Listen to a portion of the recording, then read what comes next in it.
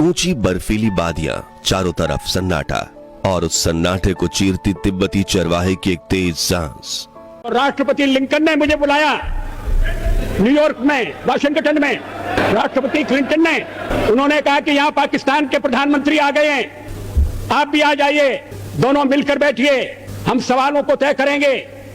हमने कहा जब तक पाकिस्तान के कब्जे में भारत की 1 इंच भूमि है तब तक मैं बात नहीं करूंगा। और मैं अमेरिका नहीं गया, अमेरिका के दबाव में नहीं आया, वो जानते हैं कि मैं दबाव में काम नहीं करता। संसार का विरोध मोल लेकर हमने अणु परीक्षण किया, किसी दबाव में हम नहीं आए। 3 मई 1999 करगिल की बटालिक घाटी में सर्द हवाएं चल रही थी। ताशी नामग्याल नाम का एक स्थानीय शेपर्ड अपने खोए हुए बैल को ढूंढता हुआ पहाड़ी पर चढ़ता जा रहा था, लेकिन उसे क्या पता था कि वो आज इतिहास की सबसे खतरनाक साजिश का पर्दा उठाने वाला है।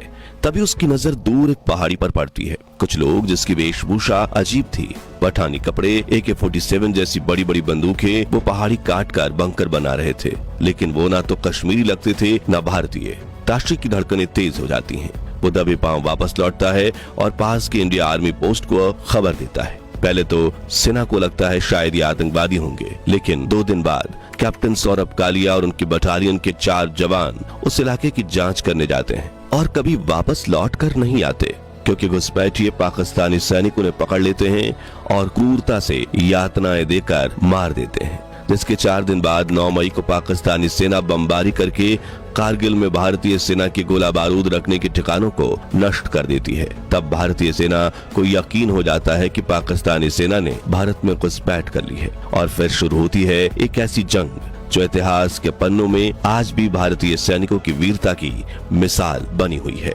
तो आखिर कैसे रची गई थी ये साजिश? आखिर कारगिल में घुसने के पीछे पाकिस्तानी सेना का मकसद क्या था?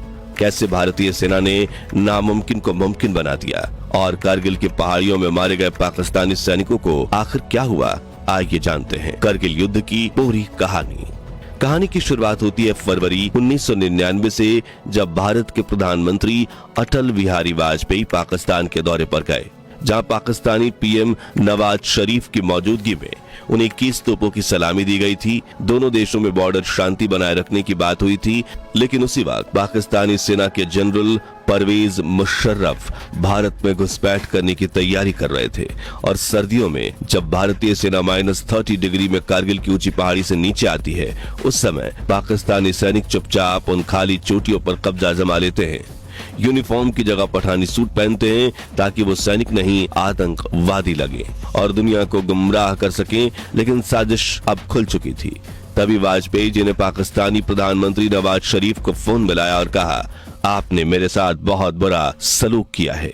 एक तरफ आप लाहौर में मुझसे गले मिल रहे थे, दूसरी तरफ आपके लोग करगिल की पहाड़ियों पर कब्जा कर रहे थे। नवाज शरीफ ने कहा, उन्हें इस बात की बिल्कुल भी जानकारी नहीं है। मैं परवेज मुशर्रफ से बात कर आपको वापस फोन मिलाता हूँ। लेकिन अब कहने सुनने का वक्त चला गया था। प्रधानमंत्री अटल बिहारी वाजपेयी ने सेना को खुली छूट दे दी और दिल्ली में प्रेस कॉन्फ्रेंस बुलाकर एक ऐसा भाषण दिया जिससे करीब 1000 किलोमीटर दूर कराची में पाकिस्तान की सरकार हिल गई। उन्होंने कहा, हम शांति चाहते हैं, ये तो दुनिया ने देखा, अब दुनिया ये देखेगी कि हम शांति की रक्षा के लिए और अपनी शक्ति का भी प्रदर्शन कर सकते हैं। ये लड़ाई अभी चलेगी और इस लड़ाई को जीतने के लिए हमें प्रयास करना है। लड़ाई के परिणाम के बारे में भी मेरे मन में कोई संदेह नहीं है। हमारी विजय निश्चित है और हम विजयी होकर दिखाएंगे। जिसके बाद 10 मई 1999 के दिन भारतीय सेना ने ऑपरेशन विजय की घोषणा कर दी। सेना की अलग अलग टुकड़ियां कश्मीर के विभिन्न हिस्सों से करगिल बेस की ओर रवाना कर दी गईं, लेकिन अब तक पाकिस्तानी सेना 8 से 9 किलोमीटर अंदर तक भारतीय सीमा में घुस चुकी थी। उन्होंने टोलोलिंग और टाइगर हिल जैसी रणनीतिक चोटियों पर कब्जा जमा लिया था। सिर्फ इतना ही नहीं, द्रास, काकसर, बटालिक रेंज, छोबर वैली और मुश्कोह सेक्टर, हर जगह उनके बंकर, मोर्चे और अभी भारी हथियार तैनात थे।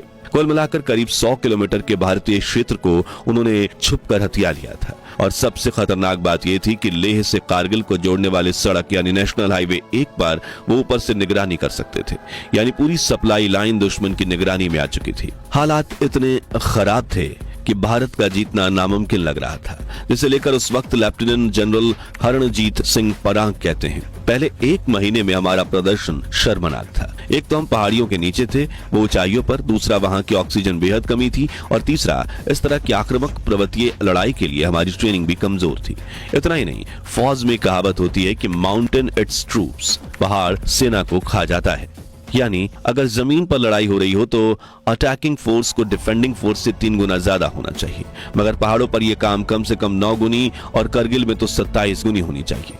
मतलब अगर वहां दुश्मन 1 जवान बैठा है और उसको हटाने के लिए आपको 27 जवान भेजने होंगे, और 1999 के युद्ध में करगिल में कम से कम 1700 पाकिस्तानी जवानों ने घुसपैठ की थी और वो ऊंचाई पर अपने कैंप बनाकर बैठे थे। यानी चुनौतियों की कोई कमी नहीं थी, लेकिन उससे भी ज्यादा ताकतवर था इंडियन आर्मी का हौसला, जिसके साथ 15 मई 1999 के दिन भारतीय सेना ने पूरे सेक्टर में मोर्चा संभाल लिया। खामोश रातें थी, ठंड ऐसी कि हड्डियां जवाब दे दें, ऑक्सीजन इतनी कम जैसे सांस भी डर के मारे रुक गई हो। लेकिन इन हालातों में भारतीय सैनिकों ने पहाड़ियों पर चढ़ाई करने के लिए रात का समय चुना। बिना रोशनी, बिना शोर, दुश्मन की निगाहों से बचते हुए, एक एक पत्थर पर रेंगते हुए वो ऊपर बढ़े। हर कदम मौत के साए में था, लेकिन इन जवानों के इरादे फौलाद से भी सख्त थे। हमारे वीर जवानों ने 16 मई को द्रास के मुश्कोह सेक्टर पर तिरंगा फिर से लहराया। 18 मई को पॉइंट 4296 और 4460 को दुश्मन से छीन लिया गया। 24 मई को मुश्कोह सब सेक्टर भी भारतीय सेना के नियंत्रण में आ गया, मगर दुश्मन अब भी ऊंचाइयों पर था। ऐसी चोटियां जहां तक पहुंचना सिर्फ पैदल मुमकिन नहीं था। अब वक्त था इंडियन एयरफोर्स की एंट्री का। 26 मई 1999 को भारतीय वायुसेना ने ऑपरेशन सफेद सागर शुरू किया। प्रधानमंत्री अटल बिहारी वाजपेयी ने साफ आदेश दिया, LOC पार नहीं करनी है, चाहे कुछ भी हो जाए। इसका मतलब था दुश्मन को मारना है, लेकिन सीमा के भीतर रहकर, और वायुसेना ने ये कर दिखाया। उन्होंने दुश्मन के बंकरों को नेस्तनाबूद कर दिया, ग्राउंड फोर्स को सप्लाई, कवर फायर और जज्बा दिया। लेकिन अगला दिन 27 मई एक खास जख्म छोड़ गया, जिसे आज भी भारत भूल नहीं पाया है। दरअसल फ्लाइट लेफ्टिनेंट नचिकेता राव का MiG-27 दुश्मन की मिसाइल का शिकार हुआ और वो समय रहते इजेक्ट कर गए और पाकिस्तान में पकड़े गए। वहीं उनकी मदद को आए स्क्वाड्रन लीडर अजय आहूजा भी मार गिराए गए और पाकिस्तानी सेना ने उन्हें बेरहमी से शहीद कर दिया। जबकि कुछ दिनों की कैद और टॉर्चर के बाद इंटरनेशनल दबाव के चलते पाकिस्तान ने नचिकेता को रिहा करना। वहीं 28 मई को एक और हमला हुआ, इस बार इंडियन आर्मी एयरफोर्स के MiG-17 हेलीकॉप्टर पर, जिसमें 4 भारतीय जवान शहीद हो गए। इन हमलों ने भारत को अंदर तक झकझोर दिया। वो नेशनल हाईवे A1 पर कब्जा करते सियाचिन और लद्दाख के 50% हिस्से को अपने कंट्रोल में लेना चाहते थे। मई महीने के अंत तक स्थिति उनके पक्ष में चली गई, लेकिन अब वक्त था भारत के कमबैक का। एक ऐसा कमबैक जिसने न सिर्फ पाकिस्तानी सेना को घुटनों पर ला दिया, बल्कि हजारों किलोमीटर दूर बैठे अमेरिका के राष्ट्रपति बिल क्लिंटन की कुर्सी हिला दी, क्योंकि वो ऐसे हालात में भी पाकिस्तान का समर्थन कर रहे थे। दोस्तों, इस धमाकेदार कमबैक की शुरुआत हुई टोलोलिंग पहाड़ी पर। इंडियन आर्मी की ऐतिहासिक जीत से 16,000 फीट की ऊंचाई, -11 डिग्री तापमान, ऊपर से सीधे दुश्मन की लाइन ऑफ फायर। हालात ऐसे थे जहां हर कदम मौत से भरा था। इसलिए जवानों ने फैसला किया कि वो चढ़ाई उसी रात को करेंगे जब आसमान में चांद नहीं होता, ताकि अंधेरे का फायदा उठाया जा सके। लेकिन अंधेरा भी तब बेबस लगने लगा जब एक एक जवान को अपने कंधे पर या तो 2 किलो राशन उठाना था या 100 गोलियां। कैप्टन अजित सिंह बताते हैं, ज्यादातर ने गोलियां चुनी और मैं 3 दिन तक बिना खाए सिर्फ सिगरेट के सहारे जिंदा रहा। ऐसे मुश्किल हालात में मेजर राजेश अधिकारी की एक कंपनी ने टोलोलिंग की चढ़ाई शुरू की, लेकिन जब वो टॉप से बस 15 मीटर दूर थे, पाकिस्तानी फायरिंग शुरू हो गई। पूरी टीम पहाड़ों के ओट में फंस गई। उन्हें निकालने के लिए कर्नल रविंद्रनाथ ने 90 सोल्जर्स की एक टीम बनाई और 12 जून को फंसी हुई टीम तक पहुंच गई। हथियार, खाना और पानी दिया गया और हमला करने से पहले रविंद्रनाथ ने सिर्फ एक बात कही, मैंने तुम्हें वो दे दिया जो चाहिए था, अब मुझे वो दो जो मुझे चाहिए। टोलोलिंग पर जीत। हमले में मेजर विवेक गुप्ता और उनके 6 सोल्जर्स शहीद हुए, लेकिन पहाड़ी पर तिरंगा लहरा उठा। यही था वो मोड़ जहां से बाकी जवानों का हौसला 7वें आसमान पर पहुंच गया और एक के बाद एक सारे पॉइंट्स दुश्मन के हाथों से छीन लिया गया, जिसमें भारतीय सेना घुसपैठियों को चुन चुन कर मौत के घाट उतार रही थी। इस तरह जून के दूसरे सप्ताह से भारतीय सैनिकों को जो मोमेंटम मिला वो काबिले तारीफ था। साथ ही वो जुलाई के अंत तक जारी रहा। आखिरकार नवाज शरीफ को युद्ध विराम के लिए अमेरिका की शरण में जाना पड़ा। अब युद्ध मैदान से बाहर एक और लड़ाई शुरू हुई, डिप्लोमेसी की। अमेरिका के प्रेसिडेंट बिल क्लिंटन ने भारत के प्रधानमंत्री अटल बिहारी वाजपेयी के साथ इस जंग को लेकर बातचीत की। तभी वाजपेयी जी ने सीधा संदेश दिया, या तो पाकिस्तान खुद अपनी सेना वापस बुला ले या फिर हम उन्हें बलपूर्वक बाहर निकालेंगे। जब क्लिंटन ने पाकिस्तान की तरफ से परमाणु हमले की धमकी का जिक्र किया, अटल जी की आवाज गूंजी। उन्होंने कहा, अगर ऐसा हुआ तो अगली सुबह का सूरज उगने से पहले पाकिस्तान दुनिया के नक्शे से मिट जाएगा।